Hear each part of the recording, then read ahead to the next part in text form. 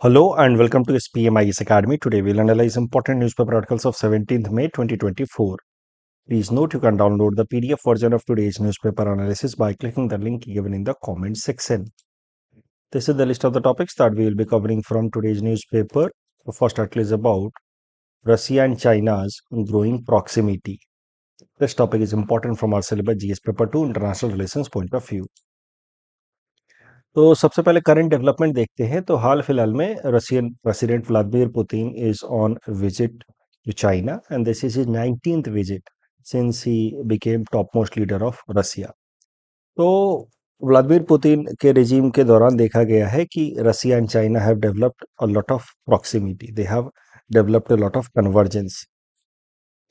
ये जो अभी मीटिंग चल रही है, अभी दोनों टॉप लीडर्स की जो मुलाकात हुई है, इसमें उम्मीद की जा रही है कि रशियन इन्वेजन ऑन जो यूक्रेन चल रहा है, रशिया यूक्रेन वॉर चल रहा है, उसको एंड करने को लेकर के कुछ प्रपोजल आ सकता है। बट इसी कॉन्टेक्स्ट में ये पूरा आर्टिकल है, काफ़ी अच्छा आर्टिकल है, आप चाहे तो खुद भी एक बार पढ़ सकते हैं। यहाँ पे बात की गई है रशिया और चाइना के हिस्टोरिकल रिलेशंस की, कि कैसे रिलेशंस रहे हैं over a period of time, कैसे बदले हैं और इंडिया का इंटरेस्ट इसमें कहाँ जा कर के किस तरीके से इम्पैक्ट होता है।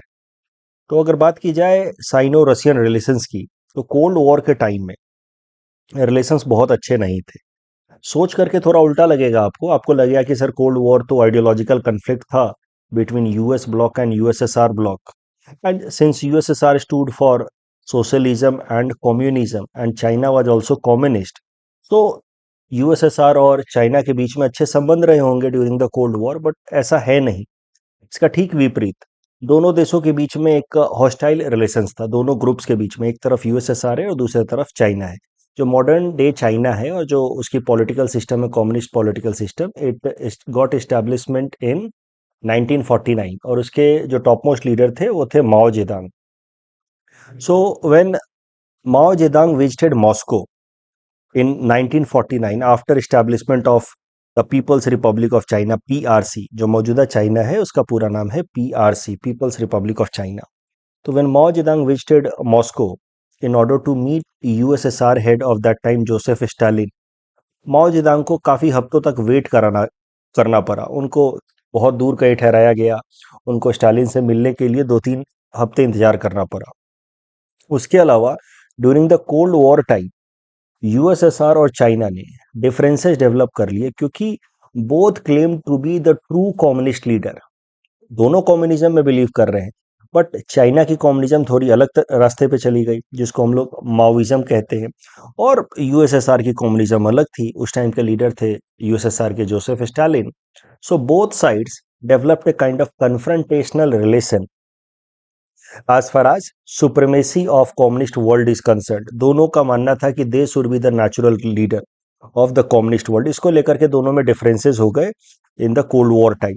1969 में रसिया और चाइना में थोड़े बहुत बॉर्डर डिस्प्यूट्स भी हुए, और यही कारण है कि 1971 में जब इंडिया ने ईस्ट पाकिस्तान में इंटरवीन किया in order to make it an independent state Bangladesh, उस वक्त China was threatening India in support of Pakistan.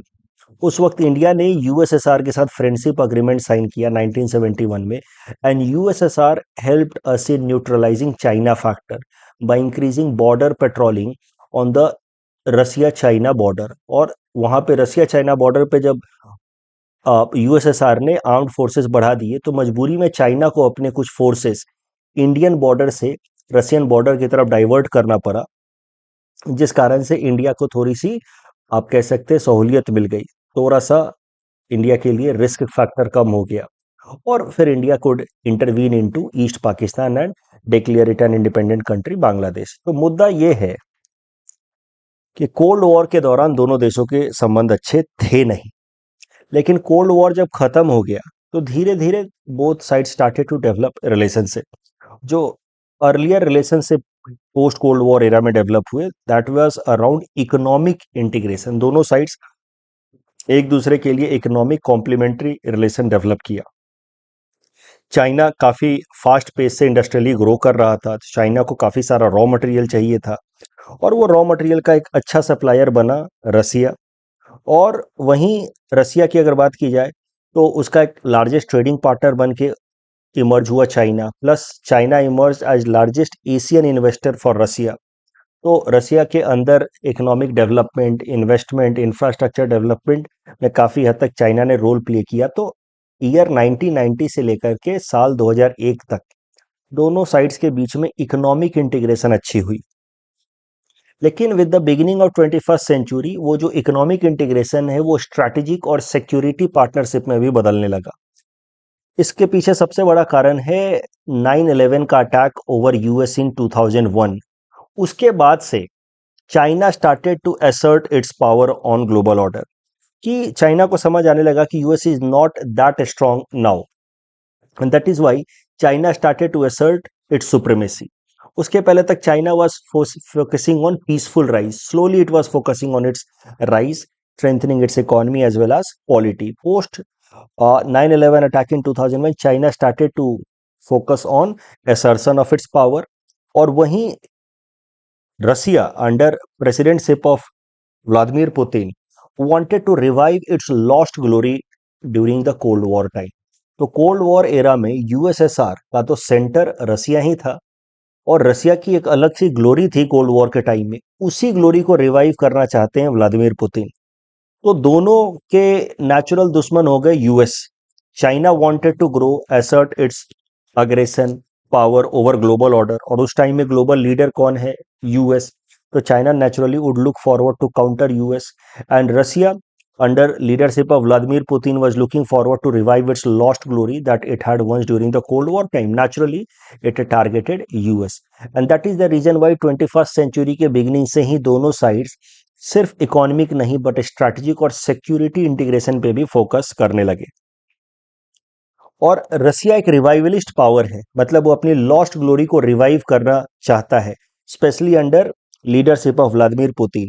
उसका बेस्ट एग्जाम्पल आपको देखने को मिलता है with respect to Russia's aggression over Ukraine. अभी तो रसिया ने यूक्रेन के ऊपर अटैक कर दिया साल 2022 में, 2 साल से ये वॉर चल रहा है, लेकिन उसके पहले भी ऐसी एक घटना हो चुकी है। साल 2014 में रसिया ने यूक्रेन का ये वाला पेनिनसुला आप देख रहे हैं, इसको कहा जाता है क्रीमियन पेनिनसुला, इसको फोर्सफुली रसिया ने अक्वायर कर लिया था फ्रॉम यूक्रेन। अब इसको अक्वायर करने के पीछे दो कारण बताए जाते हैं। एक, Russia wanted to have access of this Sevastopol port, क्योंकि सेवास्तोपोल पोर्ट की काफी स्ट्रैटेजिक लोकेशन है। यू सी, रसिया के जो भी पोर्ट्स हैं, ज़्यादातर पोर्ट्स जो हैं वो आर्टिक रीजन में ओपन होते हैं, तो सर्दियों के टाइम में वो फ्रीज हो जाते हैं। Russia wanted its accessibility direct into Black Sea. एक आर्गुमेंट तो ये दिया जाता है कि perhaps because Russia wanted control over Sevastopol port, and that is why Russia forcefully acquired Crimea in 2014। But आप सोचिए कि सिर्फ सेवास्तोपोल पोर्ट की अगर बात होती तो रसिया के और भी तो पोर्ट्स हैं, जैसे सोची पोर्ट है, that also opens into Black Sea, and from Black Sea via Sea of Marmara, Aegean Sea, one could go to Mediterranean Sea. तो सेवास्तोपोल पोर्ट को अक्वायर करना अकेला कारण नहीं रहा होगा। 2014 में क्रीमिया को एनेक्स करने के पीछे, यूक्रेन से छीनने के पीछे रसिया का कहीं ना कहीं इंटेंशन होगा to assert its power, to make an announcement कि now it is not going to work under aggression और cope up with the aggression of US, it is going to challenge it। तो कहीं ना कहीं 2014 में ही Crimea का annexation जो है वो रसिया की तरफ से एक अनाउंसमेंट था कि it is looking forward to revive its lost glory of 20 of cold war time. और आप देखो 2022 में जब रसिया ने यूक्रेन के ऊपर अटैक किया, उसके कुछ ही दिनों पहले, 2-3 दिनों पहले ही रसिया और चाइना ने आपस में नो लिमिट्स स्ट्रेटेजिक पार्टनरशिप भी साइन किया है। दोनों साइड्स काफी नजदीक आ गए हैं। कोल्ड वॉर के टाइम में डिफरेंसेस थे, पोस्ट कोल्ड वॉर 1990 से लेकर के 2001 तक इकोनॉमिक इंटीग्रेशन, और 2001 से लेकर के अब 2022-23 तक अब हम देख रहे हैं कि both sides have come very close to each other. In fact they have signed an agreement no limits strategic partnership. अब इसका इम्पैक्ट भारत पे क्या पड़ेगा? रसिया और चाइना जब इतने नजदीक आ रहे हैं तो उसका इम्पैक्ट भारत पे किस तरीके से पड़ेगा? देखिए, कोल्ड वॉर के टाइम में Russia was an important ally of India. We had signed a friendship agreement with USSR in 1971। तो तब से रसिया हमारा मेजर डिफेंस सप्लायर बना हुआ है। जब मैंने फ्रांस और इंडिया के रिलेशंस पढ़ाए थे तब भी मैंने बताया था कि France is second largest defence supplier for India. पहले नंबर पे कौन है? रसिया। अब जरा सोचिए कि अगर भारत और चीन के बीच में लड़ाई होती है, उस केस में रसिया अगर वेपन सप्लाई बंद कर देता है क्योंकि रसिया चीन के ज्यादा नजदीक आ रहा है, सो इंडिया की नेशनल सिक्योरिटी खतरे में आ सकती है कि नहीं? तो इस कारण से रसिया और चाइना की growing proximity is a matter of concern for India, क्योंकि Russia is largest defence supplier for India. But अगर ध्यान से सोचा जाए, इंटरनेशनल रिलेशंस में no one is permanent friend और permanent enemy. The only thing that matters in international relation is national interest. तो अगर ध्यान से अगर देखें तो हमें समझ आ जाएगा कि रसिया और चाइना भी कोई दोस्त नहीं है। In fact Russia is trying to align with China in Asia Pacific region, but Russia is trying to balance China in a soft manner, जिसको कहा जाता है सॉफ्ट बैलेंसिंग। धीरे धीरे उसको रिस्ट्रिक्ट करने में लगा हुआ है in West Asia and Central Asia. तो अब देखिए, जैसे ये हो गया मान लीजिए भारत, ये हो गया चाइना, ये हो गया रसिया, और ये हो गया सेंट्रल एशियन कंट्रीज, जो 5 central Asian countries, energy rich countries. अभी एशिया पैसिफिक रीजन जो है, ये वाला area, this is traditionally considered as zone of influence of the US, क्योंकि यहाँ पे यूएस के इंपॉर्टेंट स्ट्रेटेजिक पार्टनर जैसे कि जापान या south Korea plus Philippines located हैं। तो ये एरिया नॉर्मली यूएस की बैकयार्ड कही जाती रही है। यहाँ पे चाइना और रसिया दोनों मिल करके यूएस के डोमिनेंस को चैलेंज करने की कोशिश कर रहे हैं। तो यहाँ पे तो दोनों के इंटरेस्ट अलाइन होते हैं। बट वहीं अगर बात की जाए सेंट्रल एशिया की या आगे वेस्ट एशिया की, तो वहां पे चाइना नहीं चाहता, आई एम सो सॉरी, रसिया नहीं चाहता कि चाइना का इन्फ्लुएंस ग्रो हो। और वहां पे आप देखोगे कि रसिया इनडायरेक्टली काफी सॉफ्ट तरीके से चाइना के ग्रोइंग इन्फ्लुएंस को काउंटर करने की कोशिश कर रहा है, जिसको हमने कहा soft balancing by Russia of China in central Asia. कैसे, वो जरा देखते हैं। तो रसिया और चाइना आपस में कन्वर्ज कर रहे हैं इन एशिया पैसिफिक, और चाइना का जो यूनिलैटरल असर्शन है 10 dash line in South China Sea, उसको रसिया सपोर्ट करता है। उसको काउंटर करने के लिए इंडिया, यूएस, ऑस्ट्रेलिया और जापान ने बनाया है Quad partnership in this region, Asia Pacific region. लेकिन वहीं अगर बात की जाए सेंट्रल एशियन कंट्रीज की, इस साइड में, तो यहाँ पे चाइना और रसिया आपस में दोस्त नहीं है। यहाँ पे रादर उनके बीच में एक कन्फ्रंटेशनल रिलेशंस देखने को मिलता है। दो इतना एक्सप्लिसिट तरीके से नहीं, बट इम्प्लिसिट, इनडायरेक्ट तरीके से। कैसा है कि ये जो सेंट्रल एशियन कंट्रीज हैं, they are energy rich countries. Coal हो गया, मिनरल्स हो गए, energy minerals, uranium as well as crude oil, natural gas, इसमें ये रिच कंट्री है। और India and China, both of them are energy deficient country. We are overall energy importer countries. तो अब इस कारण से Central Asia makes a complementary relation with both China as well as India. अब China ने belt and road initiative develop करके, यानी कि मैसिव इंफ्रास्ट्रक्चरल प्रोजेक्ट्स ला करके सेंट्रल एशियन कंट्रीज के साथ अपनी कनेक्टिविटी काफी मजबूत कर ली। इस कारण से अब सेंट्रल एशियन कंट्रीज के लिए जो नेचुरल एनर्जी बायर कंट्री हो गया वो चाइना हो गया, क्योंकि इंफ्रास्ट्रक्चर काफी स्ट्रीमलाइंड हो गया। इस कारण से चाइना की डोमिनेंस इस एरिया में बढ़ रही थी, सेंट्रल एशियन कंट्रीज के अंदर बढ़ रही थी चाइना की, because China became the major buyer of energy resources from Central Asian countries. Russia ने इन सब चीजों को देखते हुए क्या किया, भारत की मेंबरशिप को प्रपोज किया at SCO, Shanghai cooperation organization. SCO एक ऑर्गेनाइजेशन है which contains mainly the member of these region. उसमें सेंट्रल एशियन कंट्रीज के 4 देश हैं, चाइना और रसिया मेंबर हैं। तो एससीओ के अंदर भारत को भी मेंबर बना दिया रसिया ने 2017 में, इस उम्मीद में कि एससीओ प्लेटफॉर्म पे सेंट्रल एशियन कंट्रीज और इंडिया की कोलैबोरेशन जब होगी, तो these sites will find ways to do energy trade, और इससे चाइना का जो ओवर इन्फ्लुएंस है सेंट्रल एशियन कंट्रीज पे वो थोड़ा कम होगा। तो इसी उम्मीद में रसिया ने एससीओ प्लेटफॉर्म पे भारत की मेंबरशिप को प्रपोज किया और इंडिया को मेंबरशिप दिलवाया भी 2017 में। तो आप देख सकते हैं कि this is a good example of soft balancing, indirect balancing by Russia of China in central Asian region, Bharat को यहां ला करके, क्योंकि दोनों एनर्जी डेफिशिएंट कंट्री हैं। तो अगर सेंट्रल एशिया सारा का सारा एनर्जी इसको बेचेगा तो चाइना का इन्फ्लुएंस इस रीजन में बढ़ेगा। तो क्यों ना एक दूसरा एनर्जी डेफिशिएंट कंट्री भी ला दिया जाए इनके प्रॉक्सिमिटी में, इनके कनेक्शन में, ताकि इनका डिपेंडेंस चाइना के ऊपर कम हो और चाइना का इन्फ्लुएंस सेंट्रल एशियन रीजन में थोड़ा सा कम हो जाए। अब भारत की जब एंट्री हुई रसिया के इंसिस्टेंस पे एससीओ में 2017 में, तो भारत को काउंटर करने के लिए चाइना ने कहा कि अब हम पाकिस्तान को एंटर करवाएंगे। China could not stop India's entry into SCO. So what China did, rather it brought Pakistan at the platform of SCO in order to curtail India's influence. इस तरीके से इंडिया और पाकिस्तान दोनों को मेंबरशिप मिली SCO की 2017 में। इस टॉपिक के बेसिस पे प्रीलिम्स प्रैक्टिस क्वेश्चन हमने आपको दे रखा है। Please attempt this question and submit the answer in the comment section. SCO के ऊपर ये प्रश्न पूछा था यूपीएससी ने पिछले साल 2023 में कि एससीओ के जो मेंबर कंट्रीज हैं आपस में लड़ते झगड़ते रहते हैं, they are facing the virus of conflict. वही आपको बताना तो उसमें इंडिया का क्या रोल हो सकता है। तो एससीओ के अंदर रैट्स नाम का एक ग्रुप है।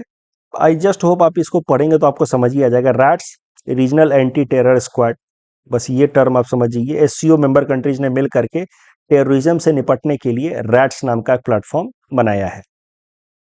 ये एससीओ के ऊपर एक दूसरा प्रश्न है जो मैंने खुद लिख करके आपको दिया हुआ है। तो दो प्रश्न हमने एससीओ पे कर लिए। Next article is about poverty estimation in India. This topic is important from our syllabus GS paper 3 Indian economy point of view. देखिए, आजादी के बाद से 6 अलग अलग कमिटीज बनाई गई हैं भारत के अंदर पॉवर्टी एस्टिमेशन करने के लिए। द वर्किंग ग्रुप, ये सब कमिटीज प्लानिंग कमीशन ने बनाए। The working group of 1962, VN Dandekar and N Rath committee, Y K Alagh committee, DT लकरावाला committee.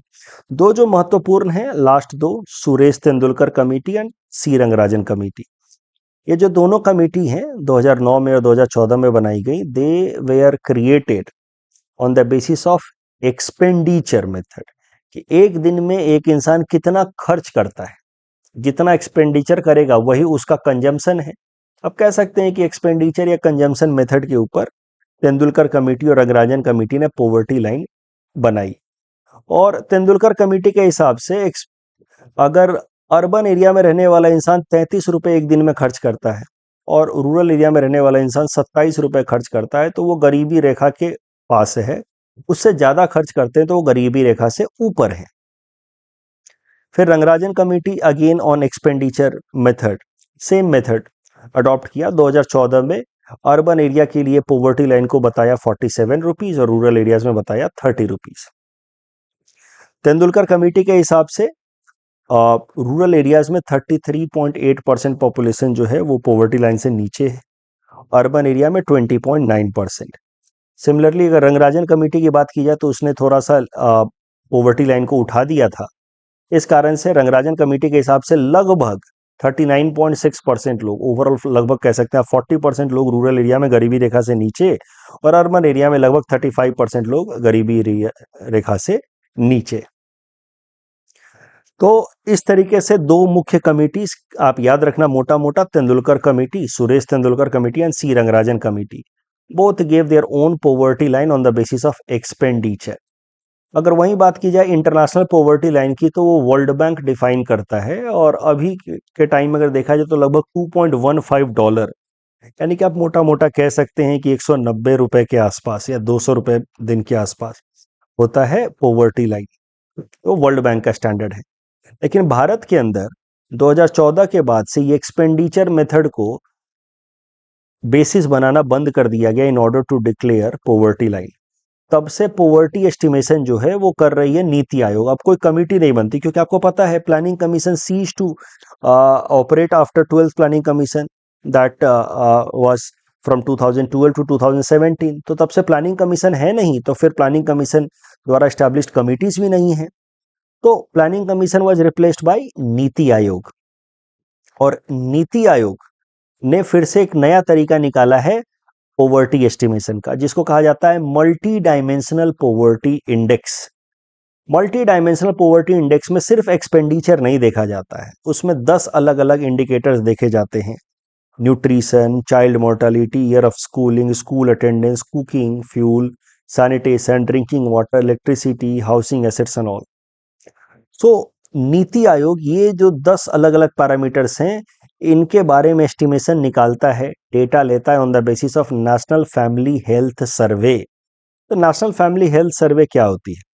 वो हर कुछ सालों पे, 4 से 5 सालों पे ministry of health and family welfare survey कराती है। घर होम टू होम मूव करते हैं और सर्वे करते हैं हेल्थ मिनिस्ट्री के ऑफिशियल्स।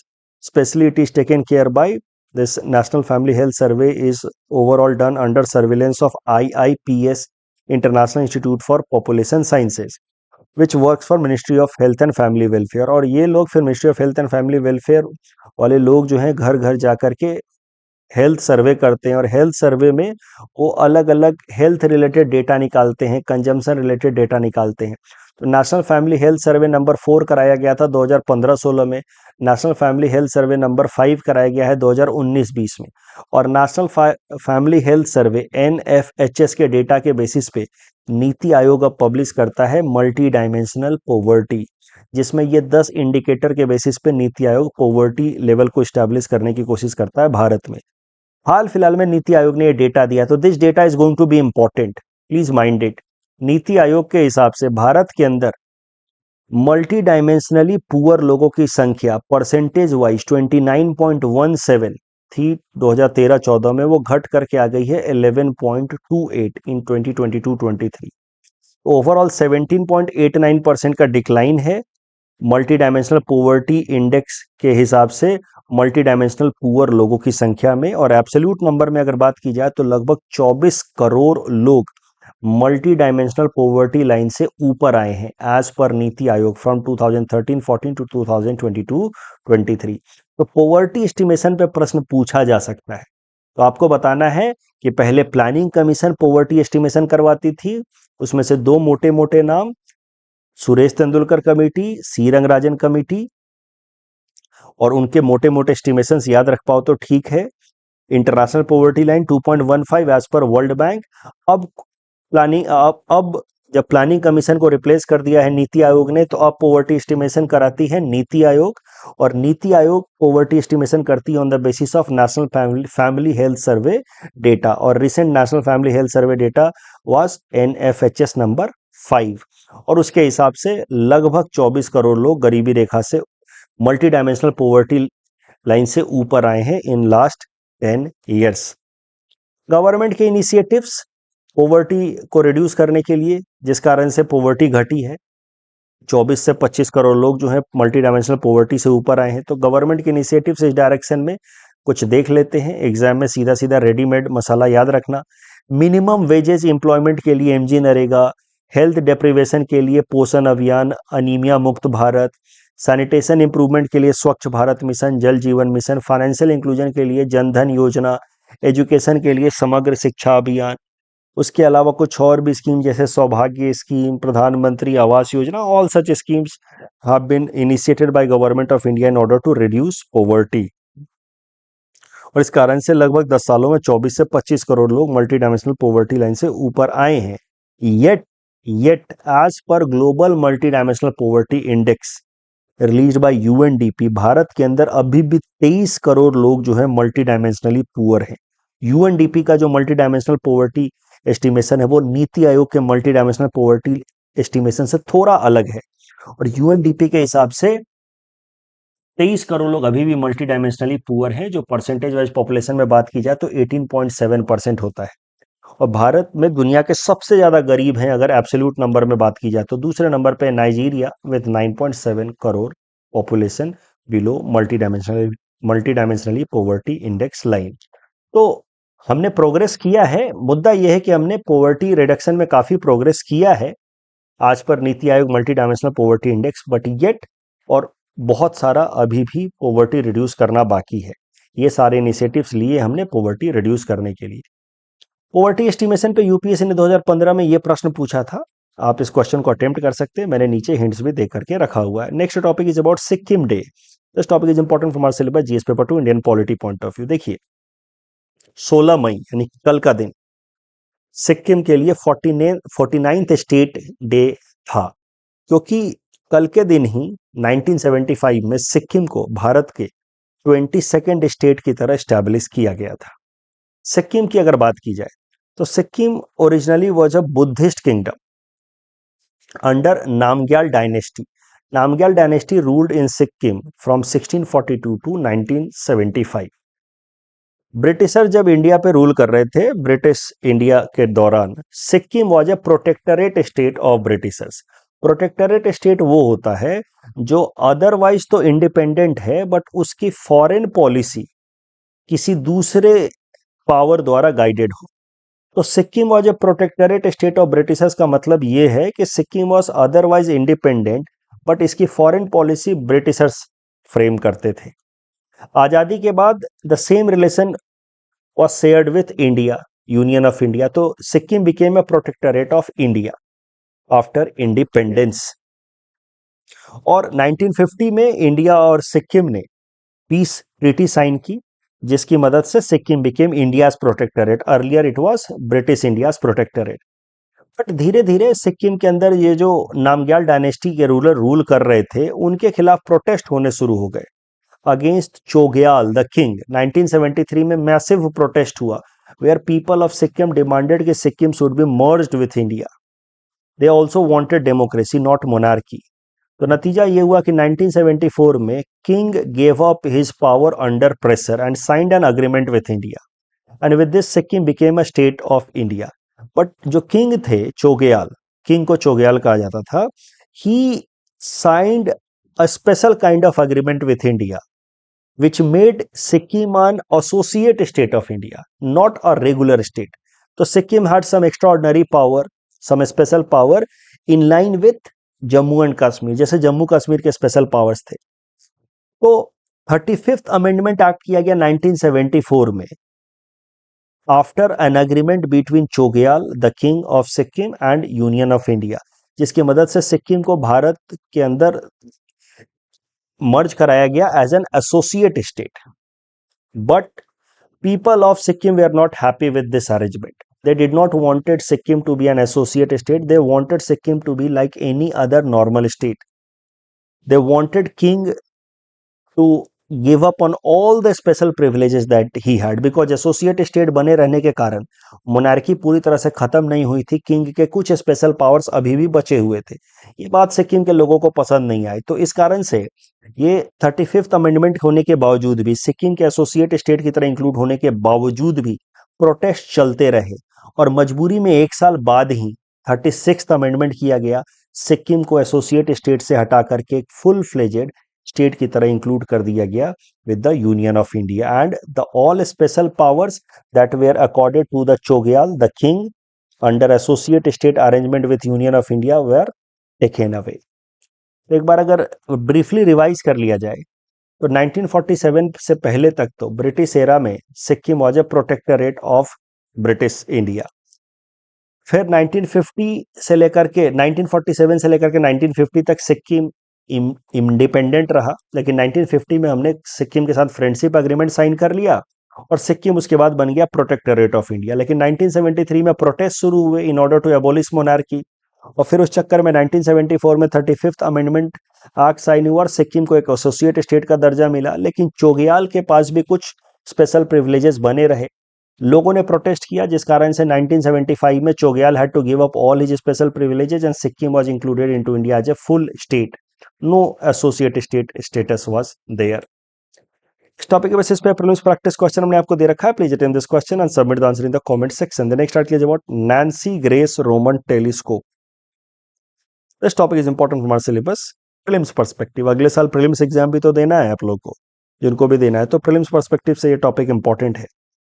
ऐसे छोटे छोटे प्रश्न पूछ लेते हैं। देखिए, नासा का ये अपकमिंग टेलीस्कोप मिशन है Nancy Grace Roman space telescope. इस टेलीस्कोप की मदद से